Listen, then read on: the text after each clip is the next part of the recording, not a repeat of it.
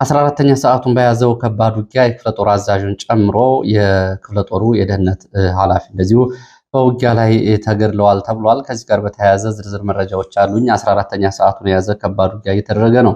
እንደዚሁም ደግሞ ከሰባት በላይ ከፍተኛ የመንግስት ወታደራዊ አመራሮች በእጄ ይገኛሉ ብሏል ፋኖ። 3 ኮሎኔሎች፣ 4 ሻለቃዎችና ሌሎች ከዛ በታች የተዋረድ ስልጣን ያላቸው የመከላከያ አባላት በእጄ ይገኛሉ ብሏል። ይህንን በተመለከተም ዝርዝር መረጃ የማደርሳችሁ ይሆናል። የወረዳው አስተዳዳሪ ቤት በቦምብ ጥቃት ተፈጽሞበታል። ከዚህ ጋር በተያያዘም እንደዚሁ ዝርዝር መረጃዎችን ወደ እናንተ የማደርስ ይሆናል። በተለያዩ አካባቢዎች ያሉ የተለያዩ መረጃዎችን ይዣለሁ። እየተከታተላችሁ አብራችሁ እንድትቆዩ ነው በአክብሮት የምጋብዛችሁ። ቤተክርስቲያኗን በተመለከተ እንደዚሁ በተለያዩ አካባቢዎች እንደዚሁ አደገኛ የሆነ መረጃ እየተሰራጨ ነው። ይህንን የምነግራችሁ ይሆናል። በአጠቃላይ በዚህ ሰዓት አብራችሁን ከቆያችሁ እንግዲህ የግንባር መረጃዎችን በብዛት ትሰማላችሁ። ለዛሬ ያስኳቸው አብዛኞቹ የግንባር መረጃዎች ናቸው። ሀሳብ አስተያየት ካላችሁ እናንተም እንደተለመደው ላይክ፣ ሼር፣ ሰብስክራይብ እያደረጋችሁ አስተያየቶችን በአስተያየት መስጫ እንዲሁም ደግሞ ጥቆማ ዜና ጂሜል.com ላይ ጥቆማና ሀሳቦችን እየላካችሁ ልትከታተሉ ትችላላችሁ። በርካቶቻችሁ እየላካችሁ ነው። ለሰዓት አስተያየቶችን አላካተትኩም። መረጃዎችን ነው በቅደም ተከተል ወደ እናንተ የማደርሰው። እናንተም እየተከታተላችሁ አብራችሁ እንድትቆዩ ነው በድጋሚ በአክብሮት የምጠይቃችሁ። ሀሳብ አስተያየት ይኖራችሁ ጥቆማ ዜና @gmail.com የኢሜል አድራሻ እንዲሁም ደግሞ በሜሴንጀር በዋትስአፕ በቴሌግራም እና በትዊተር መልእክቶች በውስጥ ልትልኩልኝ ትችላላችሁ። አማራጭ የስልክ መስመሮች ቢኖሩ የሚሉ ተደጋጋሚ ጥያቄዎችን አቅርባችሁልኛል። ስልክ ለማስቀመጥ አስቸጋሪ ነው የሚሆነው፣ ተጋላጭ ይሆናል ለተለያዩ ጉዳዮች። ስለዚህ ለጊዜው በእነዚህ አማራጮች እየተጠቀማችሁ ጠብቁ ትችላላችሁ።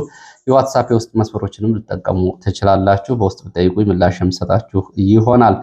ከተለያዩ አካባቢዎች እንግዲህ ያሉ መረጃዎችንም እያደረሳችሁ ስለሆነ ተሳትፏችሁን በእጅጉ አደንቃለሁ። ወደ መረጃዎች ነው የሚሄደው። ወደ መረጃዎች ሲሄድ ወደ ወለጋ የሚወስደን መረጃ ነው የማስቀድመው። በወለጋ በተለያዩ አካባቢዎች ከባድ ውጊያዎች እየተደረጉ መሆናቸውን ነው የሚገልጹ መረጃዎች ያሉት። በተለያዩ ውጊያዎች ምክንያት በርካታ ሰዎች አካባቢውን ለቀው ወጥተዋል። አሁን በአካባቢ ታጣቂዎች ብቻ ናቸው የሚገኙት። በተለይ በወለጋ አሙሮ ወረዳ ጨቤ ቀበሌ ተብሎ በሚጠራው እና ባጊን ቀበሌ ተብሎ በሚጠሩት አካባቢዎች ከባድ ውጊያ እየተደረገ ነው የሚገኘው። በርካታ የአማራ ተወላጆች ንብረት ዝርፊያ ተፈጽሞበታል። በርካታ መኖሪያ መንደሮች ወድመዋል። እስካሁን ድረስ ባለው 2 ንጹሃንም ተገድለዋል ነው የተባለው። በርካታ የቀንድ ከብቶች ተዘርፈዋል። ዛሬ ከባድ ውጊያ እየተደረገ ነው ከማለዳ ጀምሮ እስካሁን ባለው ሁኔታ 22 የጋቸና ሲርና የመንግስት የሚሊሻ አባላት 15 እንደዚሁ ሄርጴ በጎ ፈቃደኛ ዘማቾች እንዲሁም ደግሞ ኦላ እየተባሉ የሚጠሩ የመንግስት ሚሊሻዎች ከባድ ጉዳት አስተናግደዋል። እንግዲህ በድምሩ ከ35 በላይ የሚሆኑት ህይወታቸው አልፏል ነው የተባለው። በታችኛው መርጋ ጅሬኛ ተብሎ በሚጠራው ቀበሌም እንደዚሁ ከሰዓት በኋላ ከፍተኛ ውጊያ እየተደረገ ነው የሚገኘው። ከባድ ተኩስ ይሰማል። የደረሰውን ዝርዝር ጉዳት ለማወቅና ለማረጋገጥ አልተቻለም ተብሏል። ጨቤ ቀበሌ ተብሎ የሚጠሩት አካባቢዎች ሁለቱም የአማራ ተወላጆችም የኦሮሞ ተወላጆችም ናቸው እየተፈናቀሉት። አሁን በቦታው የሚገኙት ታጣቂዎች ብቻ ናቸው። እነዚህ መንደሮች በተለይ ካሁን በፊት እንደዚህ በኦህዴድ ውስጥ ከፍተኛ ስልጣንና እንዲሁም ደግሞ በአካዳሚክ ስም የተለያዩ የጥናት ታሪክ እያዛቡ የሚያቀርቡ ሰዎች ትውልድ ቦታ ናቸው። ከነዚህ መካከል ዶክተር አሰፋ ቶሌራ እና ዶክተር ቀና ያዴታ የትውልድ ቀዮች ናቸው እነዚህ ቀበሌዎች። ዶክተር አሰፋ ቶሌራ በጨቢ በባጊን በሚባሉ ቀበሌዎች አካባቢ ሰፋሪዎች እያለ የጥናት ወረቀት መስራቱና መመረቂያ በማድረግ ይህን ተከትሎ እንግዲህ የታሪክ ማዛባቱ መስራት ለአካባቢው ሕዝብ መጨፍጨፍ አሉታዊ አስተዋጽኦ ከሚወጡ ምሁራን መካከል ይገኝበታል በአዲስ አበባ ዩኒቨርሲቲ። እንዲሁም ደግሞ ዶክተር ቀና ያዴታ ደግሞ ከመከላከያ ሚኒስቴር እስከ አዲስ አበባ ከንቲባ ቢሮ ድረስ በሰራባቸው የኃላፊነት ቦታዎች አንድ ብሔር የተውጣጡ አካላት የጸጥታውን፣ የደህንነቱን እንዲሁም የአዲስ አበባ ከተማ አስተዳደርን የመሬት ተቋማት የመሬት ቁጥጥር የሚባሉ ተቋማትን እንዲቆጣጠሩ በማድረግ በርካታ በተለይ አዲስ አበባ ፖሊስን ከኦሮሚያ ክልል የፖሊስ እና የሚሊሻ አባላት በማምጣት ከተማው እንዲያዝ ያደረገ ነው። እነዚህ የትውልድ ቦታ ላይ ነው ከባድ ውጊያ እየተደረገ ያለው። የህዝብ ስብጥር ለማዛባትም በአዲስ አበባ ከፍተኛ ስራ ከሰሩት መካከል ዶክተር ቀና ያዴታ ይጠቀሳሉ። በኦሮሚያ ክልል ሌላው ከአስገዳጅ ወታደራዊ ምልመላ ጋር በተያያዘ የተለያዩ መረጃዎች ሊወጡ ነው የሚገኙት። በኦሮሚያ ክልል ሚሊሻ አባላት ግዳጅ ተሰጥቷቸዋል። የሚሊሻ አባላቱ በየአካባቢያቸው አንድ ሚሊሻ እስከ 10 ወጣቶችን ለውትድርና ምልመላ እንዲያመጣ ነው የታዘዙት። በዚህም መሰረት እንግዲህ ሚሊሻዎቹ በርካታ ወጣቶችን እየያዙ ነው። ገንዘብ የሚከፍሉ ቤተሰቦችን ተደራድረው ገንዘብ ተቀብለው ይለቃሉ። ገንዘብ የሌላቸውን ወጣቶች ደግሞ ቤተሰቦቻቸው መክፈል የማይችሉትን ወደ ወታደራዊ ማሰልጠኛ ጣቢያዎች እያጓጓዙ ነው የተባለው። እያንዳንዱ ሚሊሻ እንግዲህ የተጣለበትን ቁጥር ለመሙላት እንዲሁም ደግሞ ከዚህ ጋር በተያያዘ ገንዘብ እየሰበሰበ ነው የሚገኘው። ሰሞኑን ቤተሰቦቻቸው በሚሊሻ ታፍነውባቸው ከፍተኛ ገንዘብ ከፍለው ማስለቀቃቸውን የመረጃ ምንጮቹ ገልጸዋል። በዚህ መሰረት እንግዲህ ሰሞኑን በተለይ አዲስ አበባ ዙሪያ አለም ገና ከተማ ወንድሙ በሚሊሻ ታፍኖበት ወደ ውትድርና ሊላክ ሲል 70 ሺህ ብር ከፍሎ ያስለቀቀ ሰውም ይህ እንደዚሁ እማኝነቱን አድርሷል። ገንዘብ መክፈል የማይችሉት ግን ቤተሰቦቻቸው ልጆቻቸው አይናቸው እያየ በግዳጅ ወደ ወታደራዊ ማሰልጠኛ ጣቢያ እየተወሰዱ ነው ተብሏል። ከሚያዚያ 1 እና ሚያዚያ 9 በሁለት ዙር በተለያዩ አካባቢዎች የወጡ እንግዲህ የመከላከያ ምልመላ ማስታወቂያዎች እንዳሉ ነው መረጃ ምንጮች የሚገልጹት። ሚያዚያ 1 እስከ ሚያዚያ 9 በነበረው እግረኛ፣ ከሚያዚያ 9 ጀምሮ ደግሞ በተለያዩ የመከላከያ ኮሌጆች ገብተው መሰልጠን የሚፈልጉ ወጣቶች የሚሉ ማስታወቂያዎች ናቸው የወጡት። አሁን ሁለቱም በአየር ላይ ነው የሚገኙት። በተለያየ አካባቢ ይህንን መስፈርት የሚያሟሉ ደግሞ ፈቃደኛ ወጣቶች በመጥፋታቸው በአማራ በኦሮሚያ ክልልም ወጣቶች በግዳጅ እየተያዙ ወደ ወታደራዊ ማሰልጠኛ ጣቢያ እየገቡ ነው ተብሏል። በትላንትናው ዕለት በነበረ ዘገባ እንደምታስታውሱት ደቡብ ጎንደር ንፋስ መውጫ ከተማ በየቢሮ እየዞሩ የቢሮ ሰራተኞች አንዳንድ አባል ለመከላከያ እንዲያመጡ እንዲሁም ደግሞ ግብናት አካባቢ ደግሞ በመኪና ተጭነው ወጣቶች ወደ ካምፕ ወደ ማሰልጠኛ ካምፖች ሲወሰዱ ድምጽ ያሰሙ ነበር ሲሉ የመረጃ ምንጮች ማድረሳቸውን ታስታውሳላችሁ። በኦሮሚያም የቀጠለው ይኸው ነው። ልጆቻቸው ወደ ውትድርና እንዳይሄዱባቸው ቤተሰቦች ከፍተኛ ገንዘብ እየከፈሉ ነው እየተባለው። እንግዲህ ከዚህ ጋር በተያያዘ ላለፉት 5 ዓመታት ያለማቋረጥ ወታደራዊ ማሰልጠኛ ጣቢያዎች በርካታ ወታደሮችን ነው እያሰለጠኑ የሚገኙት። ሆኖም ግን በተለያዩ አካባቢ ባሉ ውጊያዎች ምክንያት በርካታ ወጣቶች በውጊያው ሕይወታቸውን እያጡ እንዲሁም ደግሞ በተለያየ መንገድ ከወታደራዊ ግዳጆች ደግሞ ከስምሪቶች ራሳቸውን እያጠፉ ነው የሚገኙት ከትግራይ ጦርነት እንዲሁም ደግሞ በኦሮሚያና አሁን ደግሞ በአማራ ክልል ተባብሶ በቀጠለው ጦርነት ምክንያት በብዙ ሺህ የሚቆጠሩ ወታደሮች ማለቃቸውን ነው መረጃዎች የሚያሳዩት። ከዚህ ጋር በተያያዘ አንዳንድ ክፍለ ጦሮች እንደውም ከነበራቸው የሰው ኃይል እስከ 18% ድረስ የቀራቸው እንደነበሩ መረጃዎች ያሳያሉ። ወደ ሌላ መረጃ ስንሄድ ሰሜን ወሎ ቆቦ ከተማ መዘጋጃ ቤት ሌሊቱን ተቃጥሎ አድሯል። መዘጋጃ ቤቱ ሌሊቱን ተቃጥሎ ነው ያደረው። ከዚህ ጋር በተያያዘ ብልጽግናም ፋኖም በጉዳዩ ላይ ያሉት አለ። ከዛ በፊት ግን ስለ ቃጠሎ የአካባቢው የዓይን እማኞች ለኢትዮ ፎከስ የገለጹትን ላድርስላችሁ። ቆቦ ከተማ መዘጋጃ ቤት መዝገብ ቤት ተቃጥሏል የተባለው 02 ቀበሌ የሚገኘው የሰነድ ማከማቻ የተቃጠለው ከሌሊቱ 6 ሰዓት ጀምሮ እንደሆነ የከተማዋ የዓይን እማኞች ገልጸዋል። ይሄ እንግዲህ የመሬት የቦታ የከተማ ፕላን የተከማቸበት ሰነዶች የተከማቹበት መዝገብ ቤት ነው የተቃጠለው። ከሌሊቱ 6 ሰዓት ጀምሮ ሲቃጠል ሌሊቱንም እንደዚሁ ተኩስ ይሰማ ነበር ብለዋል የዓይን እማኞች። ይሄ መስሪያ ቤት የሚገኘው ከመናኸሪያው በቅርብ ርቀት ነው። በዚህ አካባቢ ሌሊቱን ጭምር የመንግስት ወታደሮች የአድማ ብተና፣ የመከላከያ፣ የሚሊሻ አባላት ሌሊቱን ጥበቃ ወደ ማሰሳ ሲያደርጉበት የሚያድሩት ቦታ ነው። ከከተማው መሃል ቦታ የሚገኝ ነው። እንግዲህ ከተማው ከፍተኛ የሆነ የመሬት ዝርፊያ መፈጸሙን ይገልጻሉ የመረጃ ምንጮች። የተጭበረበረ ሰነዶች ተሰርተዋል፣ የህዝብ መሬት ተሽጧል ይላሉ። በህገወጥ መንገድ ካርታና ፕላን እየተሰራ የብልጽግና ባለስልጣናት ሽጠዋል። ምናልባት ከዚህ ጋር የተያያዘ ሊሆን ይችላል ቃጠሎ የሚል መላምት አላቸው የዓይን እማኞች። ለዚህ ደግሞ ማስረጃ የሚያቀርቡት ለምሳሌ ስለ ስሙ አጠራር ይቅርታ ያው የአካባቢ ሰዎች የሚጠቀሙበት ስለሆነ ነው። በዚህ በኩል ይቅርታ ጠይቃለሁ። ጋላ ሜዳ ተብሎ የሚጠራው ቦታ በቅርብ ጊዜ የብልጽግና ካድሬዎች ሸንሽነው ሽጠውታል ይህንን ቦታ። እንዲሁም ደግሞ ለኢንቨስትመንት ተብሎ የተቀመጡ ቦታዎችም እንደዚሁ ተሸንሽነው ተሽጠዋል፣ ተቸብችበዋል። አስተያየት ሰጪዎቹ ባለፈው የመሬት ጨረታ ወጥቶ ነበር። 26 ቦታዎች በከተማው ተለይተው ለጨረታ ወጥተው ሊሸጡ ነበረ። በወቅቱ የፋኖ አባላት ገዢዎችንም ሻጮችንም ህዝቡንም ማስጠንቃቸውን ተከትሎ ጨረታው ታጠፈ ይላሉ። ሆኖም ግን ጨረታው ቢታጠፍም 26ቱ ቦታዎች ግን ውስጥ ለውስጥ ተሽጠው አልቀዋል። ይህንን እናውቃለን ይላሉ የመረጃ ምንጮቹ። አስተያየት ሰጪዎች እንግዲህ የመሬት ዝርፊያው እስከ ክልል ድረስ እና ዞን ድረስ የተዘረጋ መዋቅር ያለው ነው። ምናልባት በክልሉ በርካታ ከተሞች ውስጥ የመሬት ማጭበርበር፣ የመሬት ዝርፊያ ይፈጸማል። የቆቦ ከተማ ግን ከዚህ የተለየ ነው ይላሉ። ይህንን በተመለከተ የዓይን እማኞች ይህንን ብለዋል። የብልጽግና ባለስልጣናትና የፋኖ ኃይሎች ደግሞ ምን ይላሉ የሚለውን ወደ እናንተ ላድረስ። ብልጽግና የአካባቢው ባለስልጣናት ብልጽግና በሰሜን ወሎ ዞን ኮሚኒኬሽን የተለቀቀው መረጃ እንደሚያሳየው ቃጠሎ እየተፈጸመው በጽንፈኛ ቡድን እንደሆነ ይህን መግለጫ አሰራጅተዋል። ብልጽግና ጥበቃውንም በጥይት ገድለው ነው እነዚህ አካላት ይህንን ያቃጠሉት ብለዋል። 16000 ፋይል እንደተቃጠለም እንደዚሁ ብልጽግና ገልጿል። ይህንን እንግዲህ የህዝብ ጥቅም ተጻራሪ ነው በሚል እንደዚሁ ፍረጃ አስቀምጧል።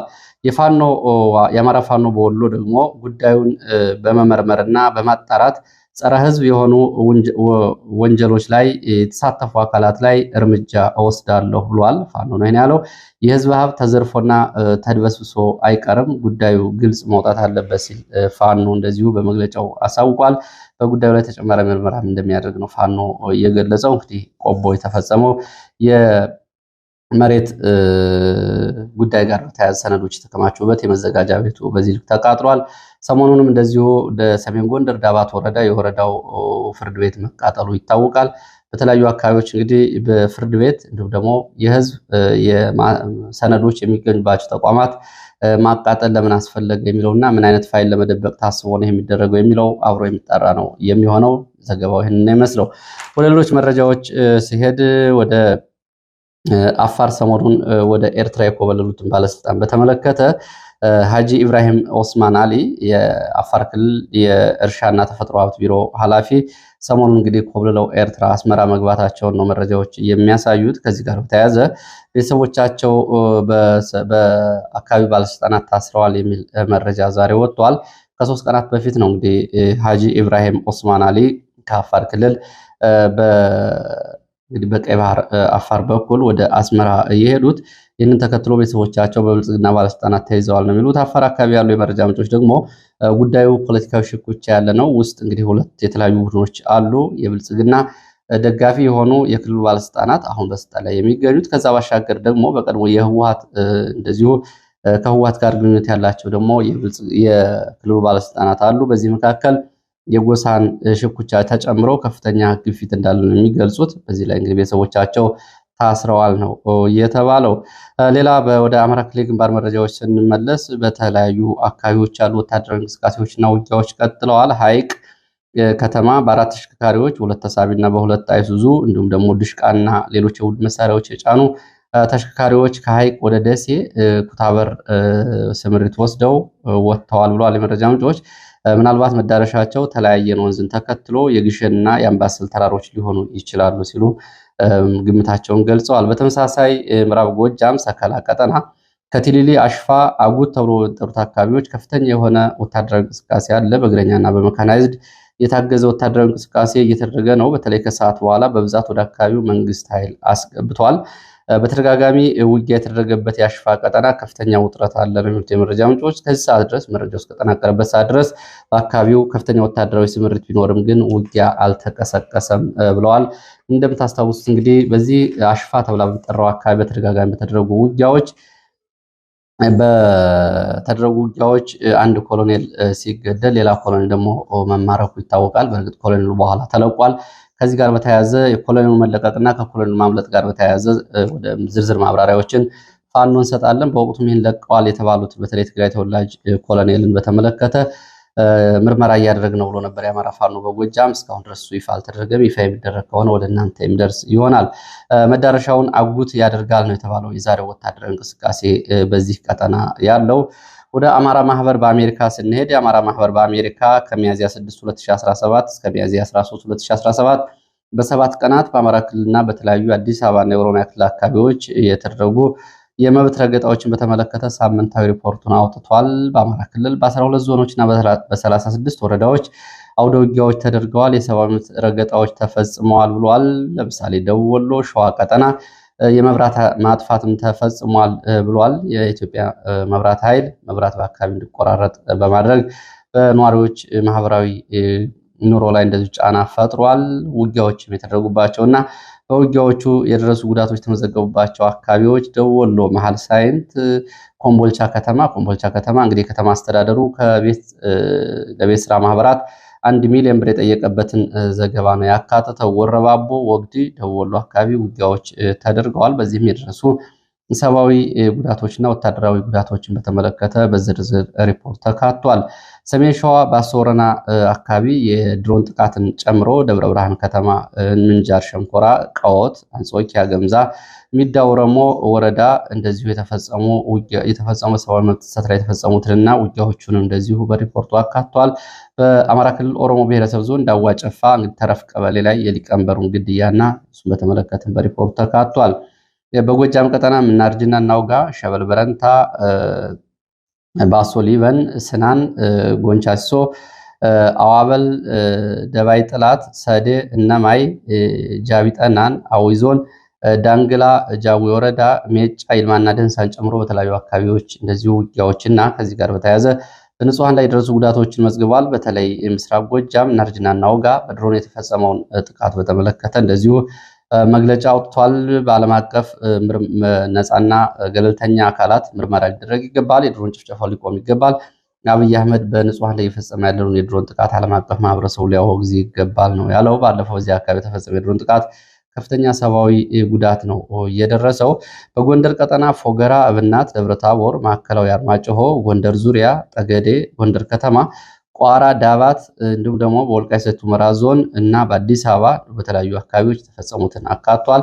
ከአዲስ አበባ ባሻገር ደራ፣ ሰሜን ሸዋ ኦሮሚያ ክልል ደራ አካባቢ በንጹሃን የአማራ ተወላጆች ላይም እንደዚሁ የደረሱትን ግድያዎች በተመለከተ ሪፖርቱ አካቶ ይዞ ወጥቷል። ወደ መረጃዎቹ ቀጥላለሁ። ወደ ቋራ እና መተማ ጫፍ የሚወስደን መረጃ ነው የማስከትለው። ከቋራ ደለጎ እስከ መተማ ሽንፋ ጫፍ ድረስ ከባድ ውጊያ እየተደረገ ነው የሚገኘው። ይህ ውጊያ 14ኛ ሰዓቱን ይዟል ብለዋል የመረጃ ምንጮቹ። 14ኛ ሰዓቱን ይዟል። ትላንትና 7 ሰዓት የተጀመረ ነው። እንግዲህ ምናልባት መረጃው ወደ እናንተ በሚደርስበት ሰዓት ያለውን የሰዓት አቆጣጠር ልታሰሉ ትችላላችሁ። እስከዚህ ሰዓት ግን 14ኛ ሰዓቱን በያዘው ከባድ ውጊያ ከፍተኛ ሰብአዊ ቁሳዊ ጉዳት ደርሷል። ከሌሊቱ 7 ሰዓት የተጀመረው ውጊያ በቡድን መሳሪያዎች ታገዘ ብርቱ ውጊያ ነው። ዲሽቃ፣ ሞርተር እንዲሁም ደግሞ ዙ 23ን ጨምሮ ሌሎች ከባድ እና የቡድን መሳሪያዎች አገልግሎት ላይ ውለዋል ተብሏል። በዚህ እንግዲህ ከፍተኛ ሰብአዊ ቁሳዊ ጉዳት ደርሷል። እንደ መረጃ ምንጮቹ ከሆነ የአማራ ፋኖ በጎንደር ጠቅላይ ግዛት የተለያዩ የክፍለ ጦር የተውጣጡ ሻምበሎች ናቸው በጋራ ውጊያውን እያደረጉት የሚገኙት ከመከላከያ ኃይሎች ጋር ከእግረኛና ከመካናይዝ እንዲሁም ደግሞ ከአድማ ብተና ኮራንድ ተብሎ የሚጠራው የአማራ ፋኖ ጎንደር ጠቅላይ ግዛት እዝ የተለያዩ ክፍለ ጦሮች በተለይ ፎደፎድ ተብሎ የሚጠራው አካባቢ ከባድ ውጊያ አድርገዋል። በውጊያው አንድ ከፍተኛ የክፍለ ጦር አዛዥ እንዲሁም ደግሞ የክፍለ ጦሩ የደህንነት ኃላፊ በመከላከያ በኩልና ሌሎች በርካታ የእግረኛ ሰራዊት አባላት ጉዳት ደርሶባቸዋል። በፋኖ በኩልም እንደዚሁ የአካል ጉዳት ደርሷል። አንድ ሞት እንዳለም እንደዚሁ የመረጃ ምንጮቹ ገልጸዋል። ልዩ ቦታው ፎደፎድ ተብሎ በሚጠራው ቦታ ነው የከባድ ውጊያ እየተደረገ ያለው። በዚህ ውጊያ የተሳተፉ የሚገኙት ጭና ክፍለ ጦር፣ ዋሊያ ክፍለ ጦር፣ አጼዎች ክፍለ ጦር፣ በለሳ ክፍለ ጦር፣ በጌምድር ክፍለ ጦር እና ሌሎች ክፍለ ጦሮች እንዲሁም ደግሞ ካራማራ ክፍለ ጦርን ጨምሮ በጋራ እያደረጉት ያለው ውጊያ ነው። ፎደፎድ እንግዲህ ፎደፎድ ተብሎ የሚጠራው ቦታ አሁንም ውጊያው ቀጥለዋል። ከመተማ ደቡብ ምዕራብ ጫፍ እንዲሁም ደግሞ ከቋራ በስተ ሰሜን አካባቢ በሚገኙ ቦታዎች ከፎደፎድ ባሻገር እንደዚሁም በሌሎች ቦታዎችም ዙ 23 በተከታታይ እየተተኮሰ ነው የሚገኘው። ከሽንፋ ተጨማሪ ኃይል መንግስት ማስገባቱንም የመረጃ ምንጮች ገልጸዋል። በዚህም እንግዲህ ቁስለኞችን ለማንሳት በሚል አሁን ከሰዓት በኋላ እንደውም የመድፍ ተኩስም ጭምር ይሰማል። የመድፍ ሽፋን እየተሰጠ ነው የሚገኘው። በዚህ ውጊያ እንግዲህ እስካሁን ድረስ በእግረኛ በኩል የደረሰው ጉዳት በአሃዛዊ መረጃዎች በግልጽ አይታወቅም። በ3 ኦራልና በኮንቮዮች ቁስለኞች እየተነሱ መሆኑን የሚገልጹ መረጃዎች ናቸው ያሉት። የክፍለ ጦሩ አዛዥና የደህንነት ኃላፊው ስማቸው እየተጣራ ነው ተብሏል። ስማቸው ይፋ በሚደረግበት ጊዜ እነዚህን ከፍተኛ ወታደራዊ አመራሮች እኔም ወደ እናንተ የማደርስ ይሆናል። ጠዋት እንግዲህ በዚህ ቀጠና ከፍተኛ ወታደራዊ እንቅስቃሴ መኖሩን ነግሬያችሁ ነበር። ቀደም ብሎ ግን ውጊያ መጀመሩን ነው መረጃዎች የሚያሳዩት። ሌላው ተጨማሪ መረጃ ነው እንግዲህ ከጧቱ መረጃ ላይ ብዙዎቻችሁ እዚህ መረጃ ሙድ እየያዛችሁበትም እየሳቃችሁም ቀልድ አዘል አስተያየቶችን እየሰጣችሁ ተመልክቻለሁ። በደቡብ ጎንደር ብናት ከተማ የብልጽግና ከፍተኛ ባለስልጣናት እንግዲህ በመከላከያ አዛዥ በኩል ድብደባ ተፈጽሞባቸዋል የሚለውን ብዙዎቻችሁ እንግዲህ በቀልድ አዘል አስተያየት እየሰጣችሁበት ነው። በመሰረታዊነት ግን የሚያሳየው ይሄ በብልጽግና የሲቪል ባለስልጣናት እንዲሁም ደግሞ የአካባቢ የጸጥታ ባለስልጣናትና በመከላከያ መካከል ያለው ከዘመቻው አንጻር ግልጽ የሆነ አለመግባባትና የፖለቲካ ስንጥቃት ወይ ደግሞ የጸጥታ ኃይል ስምሪት መበላሸት ነው በግልጽ የሚያሳየው። በዚህም እንግዲህ ዛሬ ከሰዓት በኋላ የታሰሩ የብልጽግና አመራሮች መኖራቸውንም እንደዚሁ የመረጃ ምንጮች ገልጸዋል። የተደበደቡ የፖሊስ አመራሮችም አሉ። ለምሳሌ የወንጀል ምርመራ ፖሊስ አዛዥ ኢንስፔክተር ዛሬ ታስሮ በመከላከያ እየተደበደበ ወደ ወታደራዊ ካምፕ ተወስዷል ብለዋል። ይህንን ትዕዛዝ የሰጡት በአካባቢ የመከላከያ አዛዥ ኮሎኔል አብዱ ናቸው የሚሉት የመረጃ ምንጮቹ ትናንትና ድብደባ ከተፈጸመባቸው የወረዳው አስተዳዳሪ፣ የፖሊስ አዛዥ፣ የሚሊሻ ስምሪት ኃላፊ፣ ከንቲባ በተጨማሪ ዛሬም እንግዲህ አምልጠው የነበሩ የብልጽግና ባለስልጣናት ተይዘው ተወስደዋል። የታሰሩም አሉ፣ ወደ ካምፕ የተወሰዱም አሉ። እንግዲህ አንበርክከው ጭምር ነው በህዝብ ፊት እየደበደቧቸው መከላከያዎቹ ኮሎኔል አብዱ በሰጠው ትዕዛዝ። በዚህም እንግዲህ ከፍተኛ ውርደት ተፈጽሞብናል በሚል እንደዚሁ ቁጭት ውስጥ ናቸው። የጠፉም አሉ ተብሏል። ምናልባት የጠፉት የብልጽግና አመራሮች በዛው ወደ ፋኖ ሊቀላቀሉ ይችላሉ የሚል ግምት እንዳላቸው የመረጃ ምንጮቹ ገልጸዋል። አብዛኞቹ ግን ይቅርታ ብለው ጠይቀዋል። ይሄ የሆነው ደግሞ እንግዲህ ሰሞኑን አንድ የመከላከያ ከፍተኛ አካባቢው አዛዥ መገደሉን ተከትሎ ነው። እሱ የተገደለው ደግሞ በፊት ፋኖ የነበሩ በኋላ እጅ ሰጥተው ሚሊሻንን ብለው ስልጠና አሰጣቸውና ፋኖን በመረጃ ያግዛሉ ተብለው ሆቴል ተይዞላቸው የተቀምጠው የነበሩ በዚህ መከላከያ አዛዥና በ5 ወታደሮች ላይ ግድያ ፈጽመው ካመለጡ በኋላ ነው። በእርግጥ አንዱ ስለመገደሉና እንዲሁም ደግሞ እዛው ቋሊሳ ገብርኤል መግቢያ ተብሎ የሚጠራው አካባቢ የስርዓተ ቀብሩ መፈጸሙን ነው አንዱን ለማወቅ የተቻለው። በዚህ ምክንያት ነው እንግዲህ እያስመታችሁን ያላችሁት እናንተ ናችሁ፣ መረጃ እየሰጣችሁ እያስገደላችሁን ያላችሁት እናንተ ናችሁ በሚል የመከላከያ አዛዡ ኮሎኔል አብዱ ይህንን ድብደባ በብልጽግና ባለስልጣናት ላይ የፈጸመው። ብዙ የብልጽግና ባለስልጣናት በዚህ ጉዳይ መደናገጣቸውን ነው እንግዲህ አስተያየት ሰጪዎቹም የሚገልጹት። ከዚህ ጋር በተያያዘ እንግዲህ የማውቃቸው ሰዎችም ጭምር አስተያየት ሰጥተዋል። ቢቸግር ነው እንጂ አብረን ያለ ነው። አሁን መከላከያም እኛን አያምነንም፣ እኛም የምንሰራውን መከላከያ እንደ ስራ አይቆጥረውም የሚል አስተያየት የሚያደርሱ አሉ። ወደ ሸዋ ስንሄድ ወደ ሸዋ የመንግስት ወታደራዊ መኮንኖች በፋኖ እጅ ይገኛሉ ብሏል። የአማራ ፋኖ በሸዋ ጠቅላይ ግዛት እዝ ቃል አቀባይ ፋኖ አበበ ሙላቱ 3 ኮሎኔሎች፣ 4 ሻለቃዎችና ሌሎች ወታደራዊ መሪዎች ለበርካታ ወራት በእጃችን ይገኛሉ። ትላንትና በቁጥጥር ስር የዋሉትን እንደዚሁ እንግዲህ ሻለቃ ጫኔ ለገሳሊ ጨምሮ የመንግስት ከፍተኛ ወታደራዊ መኮንኖች ቁጥራቸው እየጨመረ ነው ብሏል። ከዚህ ጋር በተያያዘ የሚመለከተው ዓለም አቀፍ አካል ካለ ቁጥሩን ማድረጋቸውን ሁኔታውን ለማስረዳት ዝግጁ ነን። እንደ ቀይ መስቀል ያሉ ተቋማት አሁን በእጃችን እንግዲህ ከ7 በላይ ከፍተኛ ወታደራዊ አመራሮች በእጃችን ይገኛሉ። መንግስትም ረስቶናል የሚል ቁጭት ውስጥ ነው የሚገኙት። እኛም በጥሩ ሁኔታ ይዘናቸዋል ከሚለው ባሻገር የሚከተለው መረጃም ፋኖ አበበ አድርሷል። መንዝ ዘመሮ ከተማ 9 የሚሊሻ አባላት ዛሬ ረፋድ በፋኖ ተይዘው ተወስደዋል።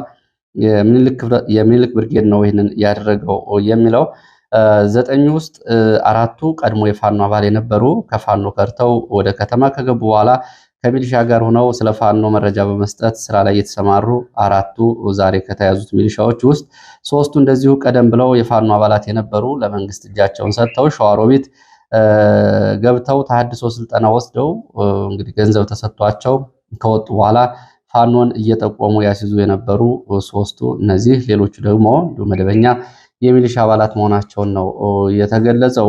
ሌላው በዚሁ ቀጠና ይፋት ቀጠና አንጾኪያ ገምዛ በመንግስት ኃይሎች ላይ ተከታታይ የፈንጅ ጥቃት እየተፈጸመ መሆኑንም እንደዚሁ ፋኖ አበበ ገልጿል። ዳዋ ጨፋ ከ2 ቀናት በፊት እንግዲህ ተረፍ ቀበሌው አስተዳዳሪና የሚሊሻ ኃላፊው እንደዚሁ በተፈጸመባቸው የፈንጅ ጥቃት ሞትና ቁስለኛ ሆነዋል። አስተዳዳሪ ወዲያውኑ ሲሞት የሚሊሻ ኃላፊ ደግሞ አሁን በደሴ ሆስፒታል ይገኛል ነው ያሉት። በተመሳሳይ ትላንትና መኮይ ከተማ የወረዳው ምክትል አስተዳዳሪ ቤት ላይ የፈንጅ ጥቃት ተፈጽሟል። በተፈጸመው የፈንጅ ጥቃት ባለስልጣኑ አልተገኘም። በሌሎች ሰዎች ላይ የደረሰው ጉዳት አልታወቀም።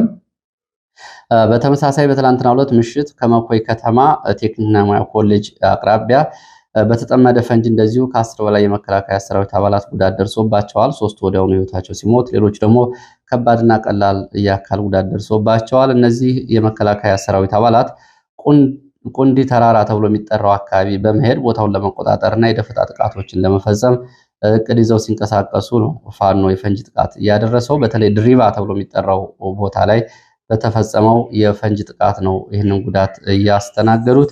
ሌሎችም ጉዳቶች እንደዚሁ በአካባቢው እንዳሉ ነው እንግዲህ በዚህ ከተጠቀሰው ቁጥር በላይ የመረጃ ምንጩ እየገለጹት። ለዚህ ሰዓት ያስኳቸው መረጃዎች ከተለያዩ አካባቢዎች በማሰባሰብ እነዚህ ነው የሚመስሉት። የተከታተላችሁ ስለሆነ በእጅጉ ነው የማመሰግነው። በሌላ የመረጃ ሰዓታችን እንግዲህ የአፍሪካ ቀንድና ተዛማጅ መረጃዎችን አካትቼ መለሳለሁ።